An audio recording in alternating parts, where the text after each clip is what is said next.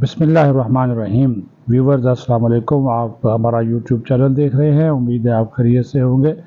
ज़मानतों की लूट सेल जारी है और ऐसा लगता है कि वाकई ट्रंप की हलफ उठाने से पहले ये बानी पीटीआई वाले मामले का कुछ ना कुछ कट्टा जो है वो निकल आएगा। और अब ताज़ा तरीन इत्तला ये है कि पीटीआई के 4 बड़े जो है वो भी जल्द बाहर आने वाले हैं। वो 4 बड़े कौन से हैं उसके बारे में भी आपको बताएंगे। और हुकूमत के रवैये में भी एक ख़ास तब्दीली महसूस की जा रही है और अब सिवाय मुज़ाकरात और के अलावा कोई बात नहीं हो रही। जो एक दूसरे को चोर डाकू कहने वाली जो बातें थी वो बातें भी अब जो है वो हमें नापैद नज़र आती हैं। वैसे भी मौसम अब साफ़ हो रहा है, यहाँ पे भी अजीबोगरीब सिचुएशन है, कभी गर्मी है कभी सर्दी है, यानी कि सर्द मौसम में भी गर्मी है। तो ये अल्लाह के कमालात हैं, मौसमी तग़य्युरात हैं। तो ये बात मैंने ऐसे ही जुमलातन कही है। बहरहाल जी, ये आपको बता दें कि कल 250 पीटीआई के कारकुनों की ज़मानतें हुई थी।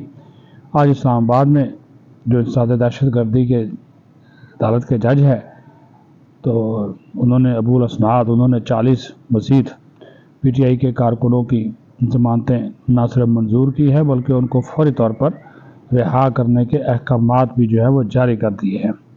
बानी पीटीआई से मुलाकात की इजाज़त दे दी गई है।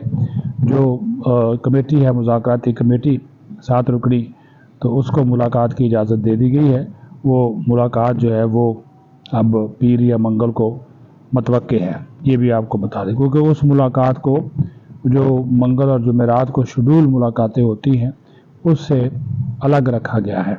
कुछ ऐसी इतलात थी कि मुलाकात आज होगी लेकिन वो नहीं हुई, लेकिन दरख्वास्त जो थी वो उनकी एक्सेप्ट हुई है और अब ये मुलाकात कहा जा रहा है कि जो है वो हो जाएगी 2 दिन बाद, यानी कि पीर या मंगल को ये मुलाकात हो जाएगी। और फिर जो बानी पीटीआई अहकामात जारी करेंगे उन अहकामात की रोशनी में मुज़ाकराती अमल जो है वो आगे बढ़ेगा और फिर वो इजलास का वक्त जो है वो उसका तयन किया जाएगा। अब हुकूमत मुज़ाकरात के हवाले से आप यकीन मानिए लग ये रहा है कि ये पीटीआई के रहमो करम पे है। वो जितना वक्त मांगते हैं उनको दे देते हैं। एक तरफ ये कहते हैं इमरान खान कि मुज़ाकरात का अमल जो है वो 31 जनवरी तक मुकम्मल किया जाए और ख़ुद ही चार्टर ऑफ डिमांड जो है वो तहरीरी तौर पर नहीं देते और उसके लिए मज़ीद 1 हफ़्ते का वक्त जो है वो मांगा जाता है। तो आप इससे अंदाज़ा लगा लें कि उनकी अपनी जो नीयत है वो क्या है, वो इसको लटका रहे हैं। हालांकि चार्टर ऑफ डिमांड में 2 नुकात है, वो उसी वक्त तो हुकूमत जवाब दे सकती है, उसका कोई ऐसा मामला नहीं है, लेकिन वो जवाब नहीं दे रहे। वो कहते हैं तहरीरी तौर पर आएगा तो फिर हम जवाब दे देंगे। हुकूमत में मज़े ले रही है।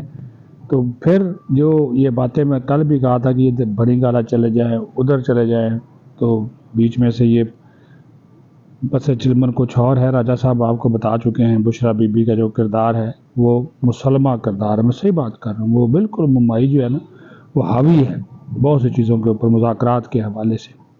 तो हुकूमती सफ़ों में जनाब ये आपको बता दे खबर दे दें 2 दौर हुए मुज़ाकरात के और दोनों अदवार की बातचीत से आगाह किया गया मियाँ शहबाज शरीफ को और मियाँ शहबाज शरीफ ने दोनों मुज़ाकरात की जो सूरत हाल थी, जो पेशरफ्त रिपोर्ट थी, वो अपने बड़े भाई को पेश कर दी। क्योंकि अगर ये बातचीत अडयाला में कायद इमरान खान की मर्ज़ी या उनकी इजाज़त से हो रही है और वो बाख्तियार है फ़ैसला करने के हवाले से, तो नून लीग में भी कोई नहीं है। जो ये कमेटी है इसको भी कोई इख्तियार नहीं है, सीधी सी बात है। ये भी जनाब रायविंड और जाती उमरा पे माथा टेकते हैं और उधर से ग्रीन सिग्नल मिलता है तो फिर वो मुज़ाकरात का अमल आगे जो है वो बढ़ाते हैं।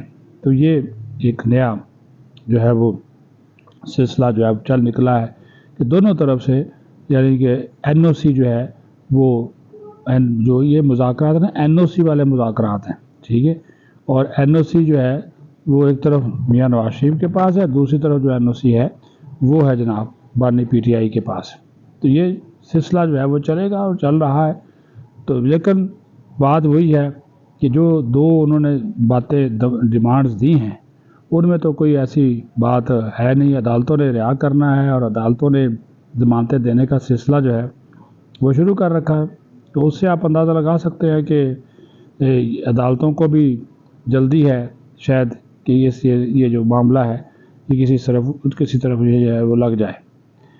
بات میں نے شروع میں کی کہ یہ محسوس ہو رہا ہے کہ امریکی انتظامیہ نے انڈائریکٹ کچھ نہ کچھ میسج دیا ہے ان کو ریلیف دینے کا ٹرمپ کو، ادروائز یہ اسٹیبلشمنٹ اور حکومت جو ہے وہ اتنے سخی نہیں تھے کہ اس کو اتنی جلدی وہ ریلیف ملتا۔ اور آج تو ماشاءاللہ ایک خوشی کی بات یہ ہے کہ جو نیٹ ہے وہ جو VPN کے بغیر ہی وہ جو آپ کا ایکس ہے وہ چل رہا ہے صبح سے ابھی تک تو چل رہا ہے۔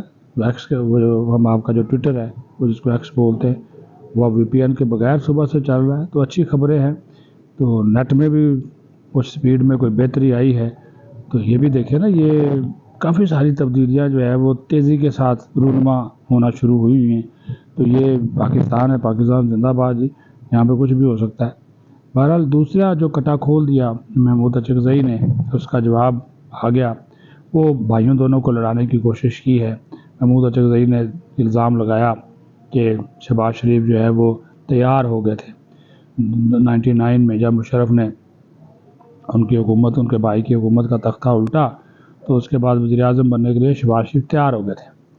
تو وہ مریم اورنگزیب نے اس کی تردید کر دی، لیف عباسی تردید کر دی اور ایسی تیسی بھی کر دی ساتھ ہی محمود اچکزئی کی، کیونکہ محمود اچکزئی آج کل جو ہے وہ بیچارے نہ PTI کی گود میں ہیں نہ وہ کیا کہتے ہیں نا جی، نہ گھر کا نہ گھاڑ کا، وہ والا حساب ہے ان کا۔